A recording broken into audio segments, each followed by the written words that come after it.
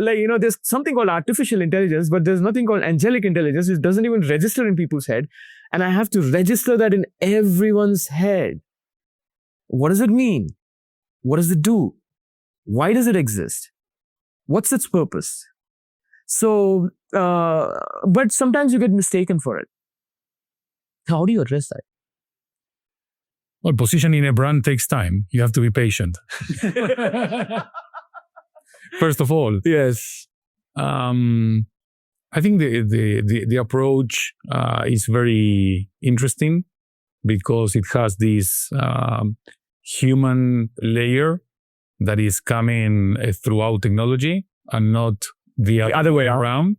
I think that's a very smart approach.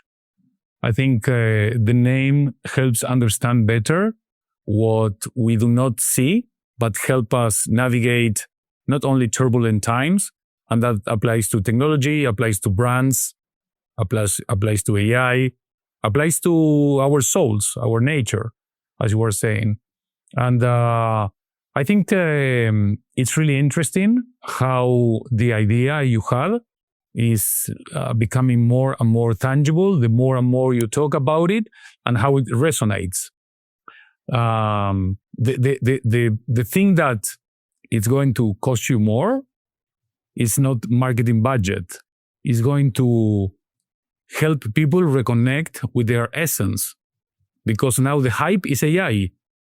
The hype is technology. The hype is productivity.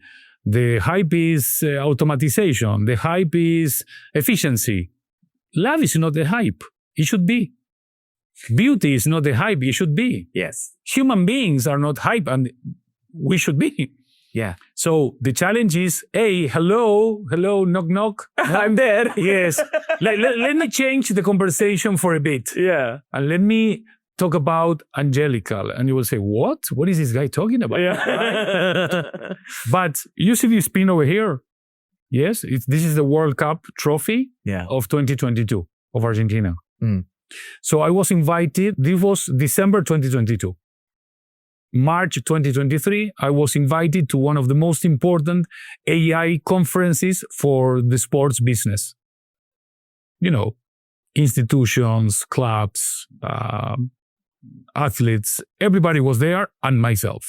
I was one of the keynote speakers. Mm. So everybody was talking about AI. You know the name of my keynote, which was the only safe bet for sports in the future is not AI, it's love.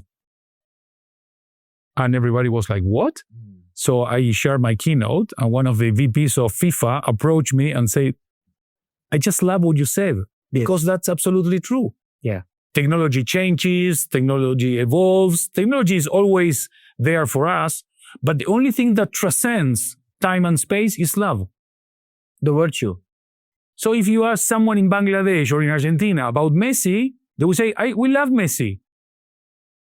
You ask that same people, you love technology? No, we use it, we need it, but we don't love it. Eventually, maybe in the future, maybe I love a digital life. Right? So I think that we need voices like yours, and we need brands like the one you are developing in terms of reconnecting with our human conscious.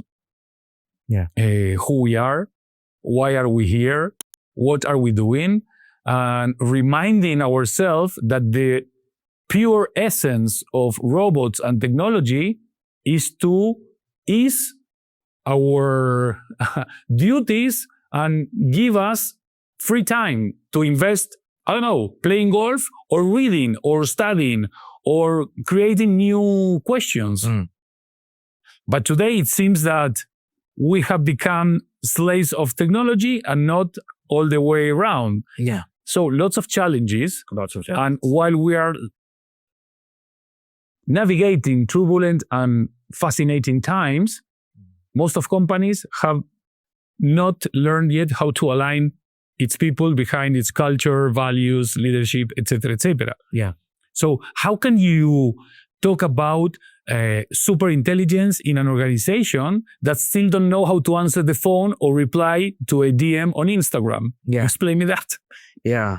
So that's essentially like, that's the battle I am fighting right now, right? Like, so sometimes I feel like, like most ideas, like probably it's ahead of its time, because people are trying to scratch the efficiency curve.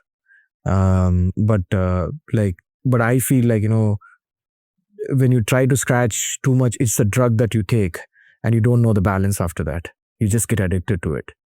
Like you like the fact that you just made a little bit of money and you made a lot more money. And then no CEO is ever going to have the courage to go and tell anyone in the stock market or anywhere in the street saying that I'm going to make a little bit less money this year than what I made last year. And then please reward me for that, because it's human right. Yeah. Right? They're never going to say that. So I think it's because every year you're expected to do a little better, right?